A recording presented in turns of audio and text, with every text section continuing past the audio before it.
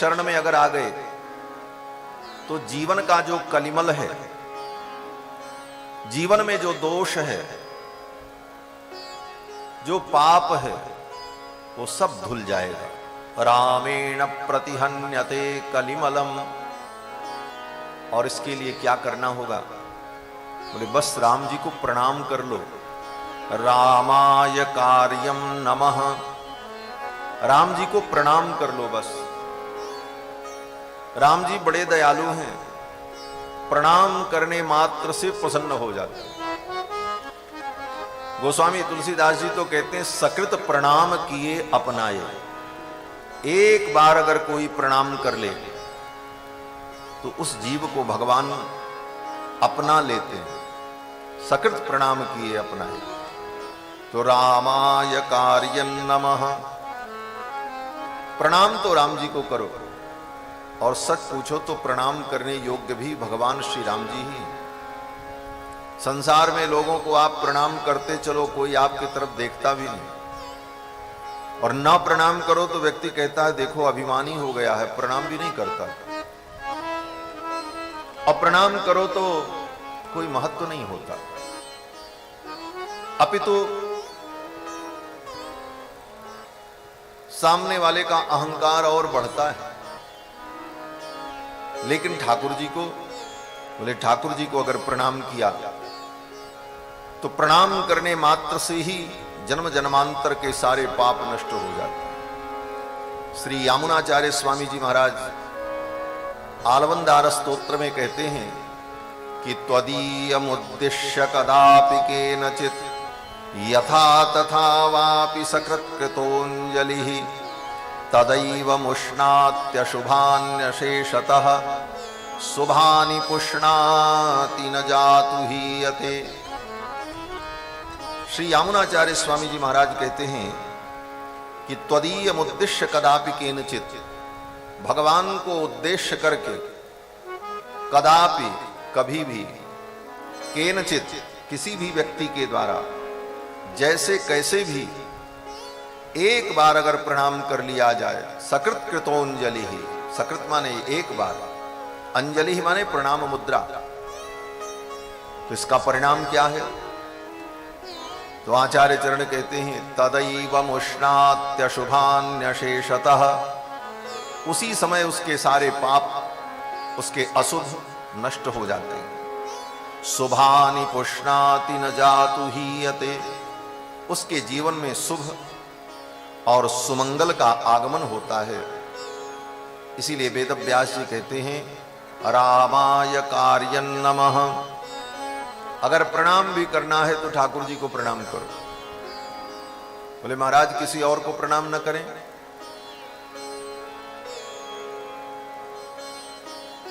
बोले प्रणाम करने योग्य तो भगवान ही हैं, लेकिन अब संसार में रहना है तो यथा योग्य सबको प्रणाम तो करना ही है। नहीं करोगे तो लोग कहेंगे बड़ा अभिमानी हो गया है, बड़ा अशिष्ट हो गया है। बोले तो क्या करें? तो इसका रास्ता बताते हैं गोस्वामी तुलसीदास जी। क्या रास्ता बताते? बोले प्रणाम तो सबको करो, जो प्रणाम चाहता है या समाज में जिसके लिए प्रणाम की आवश्यकता है, प्रणाम करना ही पड़ेगा, तो प्रणाम तो करो, लेकिन मन में भावना करो कि हम प्रणाम तो सीतारामचंद्र जी को ही कर रहे हैं। सामने वाले को जो प्रणाम कर रहे हैं उसके अंदर सीतारामचंद्र जी बैठे हैं, मैं तो उनको प्रणाम कर रहा हूं, ये भावना अपनी बना करके रखो। इसी को गोस्वामी तुलसीदास जी ने कहा सिय राम मैं सब जग जानी करहूं प्रणाम जोरी जुग पानी। सिय राम मैं सब जग जानी करहूं प्रणाम जोरी जुग पानी। सारा संसार श्री सीतारामचंद्र जी का स्वरूप है, यह भावना करते हुए प्रणाम करो, तो वो प्रणाम भी भगवान को ही प्राप्त होता है। रामाय कार्यं नमः। रामात्रस्यति काल भीम भुजगो। राम जी से काल भी डरता है। जिस काल से सारी दुनिया डरती है, काल ब्याल मुखग्रास, हम आप सब काल रूपी ब्याल के गाल में बैठे हुए हैं और सबको काल का भय है। लेकिन काल भी अगर किसी से डरता है तो राम जी से डरता है। रामात्रस्यति काल भीम भुजगो रामस्य सर्वम वशे। सब कुछ राम जी के ही वश में है, यह भी समझने की आवश्यकता है। हमारे आपके बस में कुछ नहीं है। और हम आप जब भी परेशान होते हैं तो इसीलिए परेशान होते हैं कि हमारी इच्छा से ऐसा क्यों नहीं हुआ। दुनिया की सबसे बड़ी समस्या यही है कि जो हम चाहते हैं वही हो, तो तुम्हारे बस में तो कुछ है नहीं, तुम्हारे चाहने से क्या होने वाला है। वो तो राम जी जो चाहेंगे वो होगा। इस बात को अगर हम समझ लें तो कहीं कोई दुख नहीं। हम परेशान वहीं होते हैं जब हम अपनी चाह को ऊपर रखते हैं। हमारी चाह और अपनी चाह जब पूरी नहीं होती तो हमें दुख होता है। और अपनी चाह इसलिए नहीं पूरी होती कि भगवान जो चाहते हैं वो होता है, हमारे आपके चाहने से कुछ नहीं होता। और सच पूछो तो यही भक्ति है। क्या है भक्ति? बोले अपनी चाह को प्रभु के चाह में मिला देना। भगवान श्री हरि की चाह में अपनी चाह को अगर हम मिला दें, इसी का नाम भक्ति है महाराज। बस जीते जी मर जाने को भगवान की भक्ति कहते हैं। बस जीते जी मर जाने को भगवान की भक्ति कहते हैं। बस जीते जी मर जाने को भगवान की भक्ति कहते। प्रभु चाह में चाह मिलाने को भगवान की भक्ति कहते। प्रभु चाह में चाह मिलाने को भगवान की भक्ति कहते। बस जीते जी मर जाने को भगवान की भक्ति कहते। बस जीते जी मर जाने को भगवान की भक्ति कहते। जीवन की अंधेरी राहों में, जीवन की अंधेरी राहों में, दुख द्वंद भरे तूफानों में, दुख द्वंद भरे तूफानों में, विश्वास का दीप जलाने को भगवान की भक्ति कहते हैं। विश्वास का दीप जलाने को भगवान की भक्ति कहते हैं। बस जीते जी मर जाने को भगवान की भक्ति कहते हैं। बस जीते जी मर जाने को भगवान की भक्ति कहते।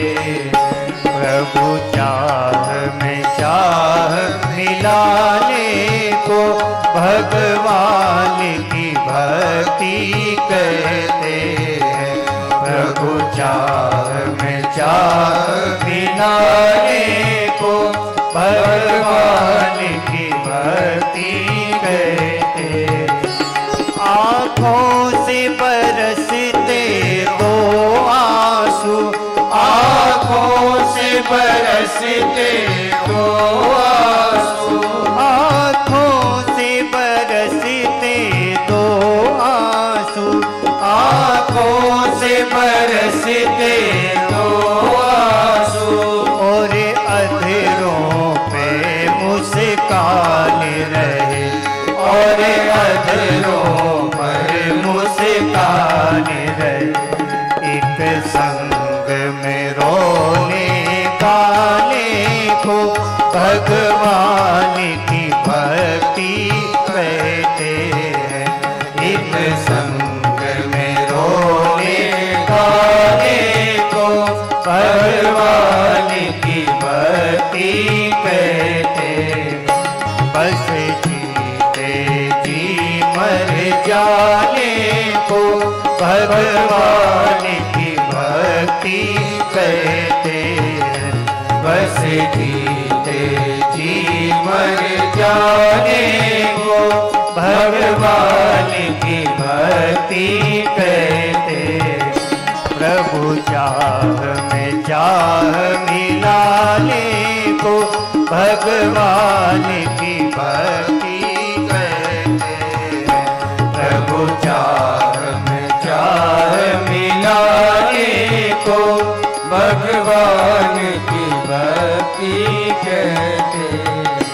जिसमें सुख दिखता मिलता नहीं, जिसमें सुख दिखता मिलता नहीं, जिसमें सुख दिखता मिलता नहीं, जिसमें सुख दिखता मिलता नहीं।